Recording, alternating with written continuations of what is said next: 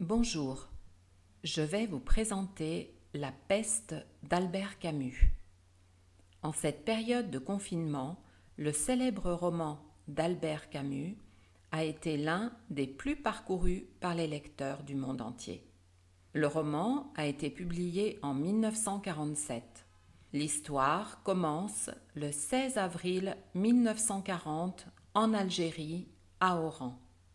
Le docteur Rieux, dans l'escalier de son immeuble, trouve un rat mort. Le jour même, son épouse quitte la ville car elle va en convalescence. Le docteur rencontre les différents personnages qui composent ce roman. Les voici. Grand, qui est un employé municipal, Cottard, son voisin, Panelou, un père jésuite, le juge Othon, Tarrou, un étranger, et Rambert, un journaliste parisien. 15 jours plus tard, des rats par milliers sont retrouvés morts et le concierge de l'immeuble du docteur Rieux décède, ainsi qu'une vingtaine de personnes. La maladie qui accable Oran est certainement la peste. Le docteur Rieux, ainsi que d'autres médecins, dont le docteur Castel, arrivent à convaincre le préfet d'Oran qui ferme finalement les portes de la ville. La population commence à vivre le confinement sans aucun contact avec le monde extérieur. Monsieur Cottard, voisin du docteur Rieux, ne souffre pas de la solitude. Grand, l'employé municipal, tente d'écrire un livre, tandis que le père Panelou affirme que la peste est le fléau de Dieu et il tente de ranimer la foi des fidèles. Le docteur Castel, quant à lui, cherche un sérum pour endiguer l'épidémie, alors que l'été arrivé, elle redouble de vigueur. Le nombre de morts augmente, et dans la ville, les pillages augmentent eux aussi. Le journaliste Rambert voudrait s'enfuir, mais il est prisonnier dans la ville.